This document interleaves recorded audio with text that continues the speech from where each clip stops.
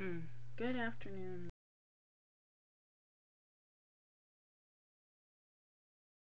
ladies and gentlemen, and welcome to the Mikey Report for December 19th, 2011. Glad you can be with us. I am Mikey Edwards. I know this isn't what you're normally used to, but I'd have to say deal with it. Why? Because this is where I'm at right now. I'm home up in Mount Cobb, and we have quite a bit of news, weather, and sports to get to. First, I want to delve into our top story. Well, there's been many top stories recently. The Penn State sexual abuse scandal has been a big one. Jerry Sandusky is planning on going to trial. They dismissed the prelim hearing, so that will be something to look at, as the other two administrators involved in that, former administrators in that case, are still involved, and cases against them are foregoing right now. We also have news that just came in this weekend from North Korea, as Kim Jong Il has died due to a heart attack, and his youngest son, Kim Jong Il, is dubbed a great successor in what appears to be the first such mention of the late leader's youngest, who has been groomed to take over power. Jong-un is the greatest successor to the revolutionary cause of Juke, an outstanding leader of our party, army, and people, KCNA said. That's the North Korea's state news agency.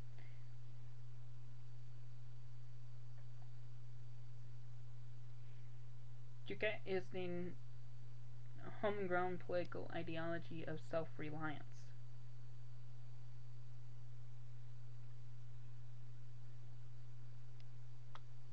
So that is what is so far transpiring right now out of North Korea. We'll look at war.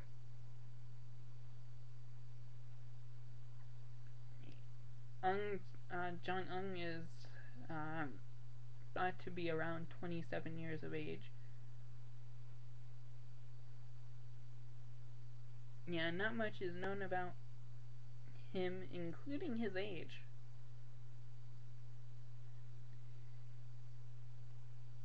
So we definitely have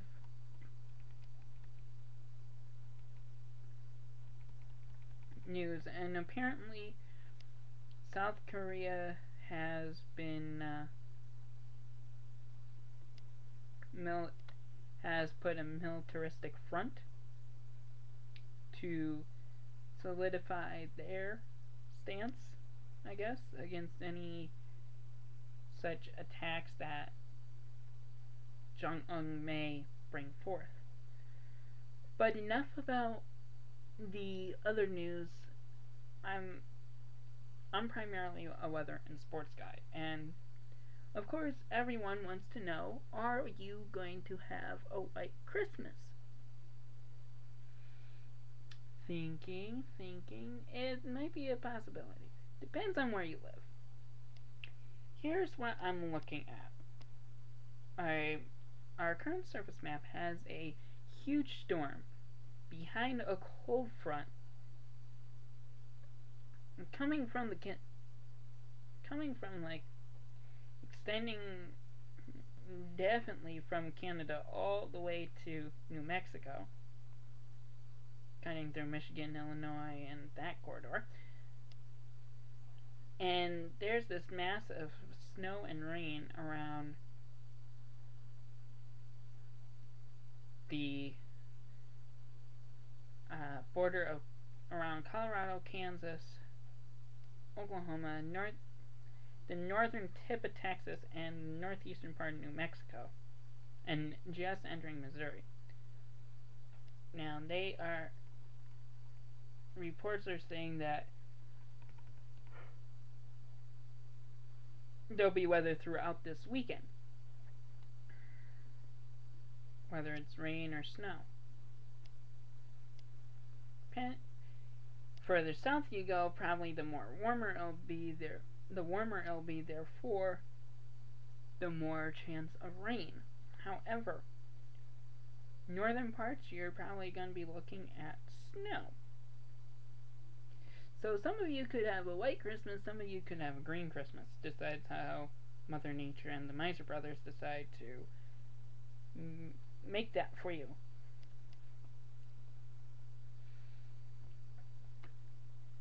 So we're looking at some potentially snowy conditions, potentially not. Right now there's a blizzard-like conditions out west, well, out in the plains. So we'll see how intense it will be this weekend, because I have no clue. But our big thing is these football games that have been going. Week 15 football and these college bowl games. Well, college bowls are just getting underway, really. There were 3 on Saturday, and then the rest begin tomorrow. But week 15 has been a roller coaster ride, to say the least, for a lot of people, a lot of teams.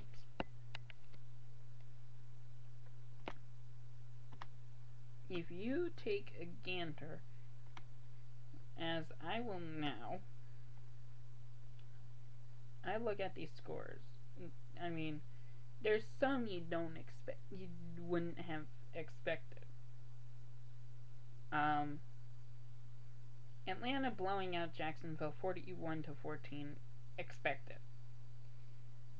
Dallas clobbering Tampa Bay 31-15. Tampa Bay hasn't been that good this year. Miami, Buffalo, I feel bad for that team. They had a good start, good potential to make it big this year, but I don't know what happened. Oh. 1, Fred Jackson injured. 2, Stevie Johnson hasn't been getting the ball much. That's why. The Bears being, but that was a close one, 30-23. Seattle 38 to the Bears 14. How do you explain that? Oh, Cutler and Forte out. That's why. Carolina beating Houston 28-13. 2 words. Cam Newton. Indy finally getting their first win against Tennessee 27-13.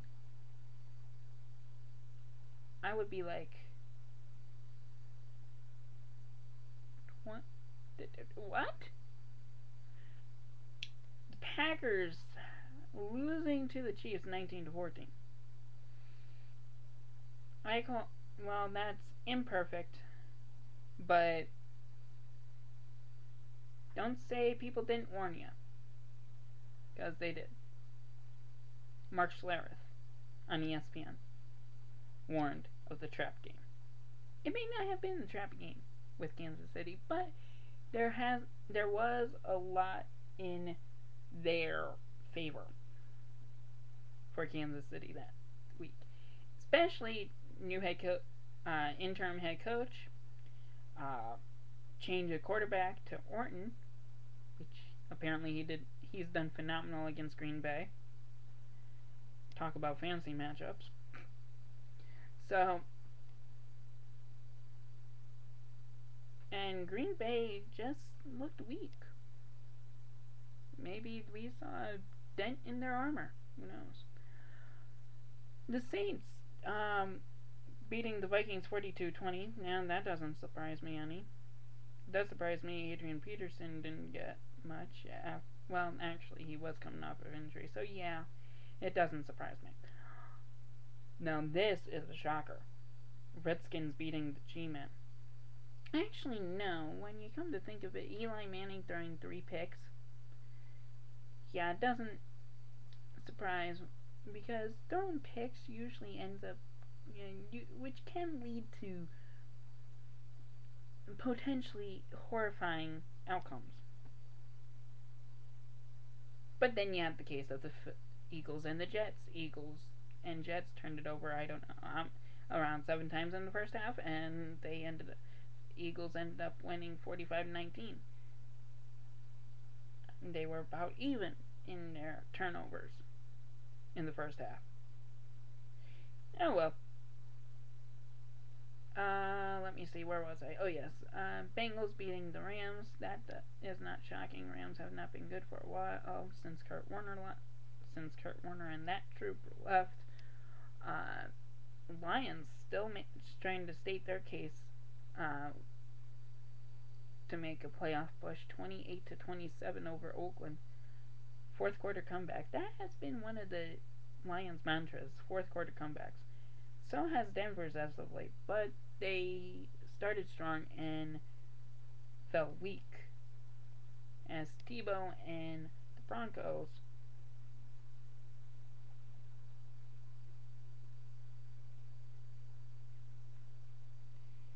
fell to the Patriots 23-41.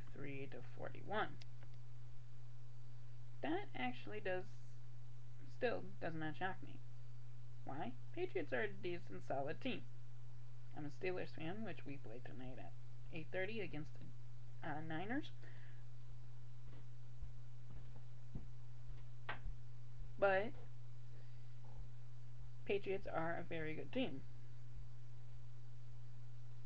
Brady has a lot of weapons. Welker, Gronkowski, Hernandez. Do I need to keep going? Oh, Ocho Cinco, his first touchdown as a Patriot. So, but another shocker was the Chargers beating up on the Ravens 34-14. When I was watching that game last night, and I tell you, that game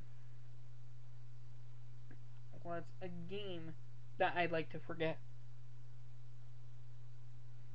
Because that is not the Ravens team that I know. That is a Ravens team that I think is getting tired and injured, and it's not helping them. Steelers have the ball in their court. Yes, I'm transitioning to basketball soon. Work with me here. Steelers could be number 1 in the entire AFC. They just need to prove themselves this week and next week. We'll see. Okay, NBA lockout. No longer. Preseason has started. Very short preseason. Only 2 games. Games start Christmas Day. What are our Christmas Day matchups? Let's take a gander, shall we? Because to be honest, a lot of these games during the season have been canceled due to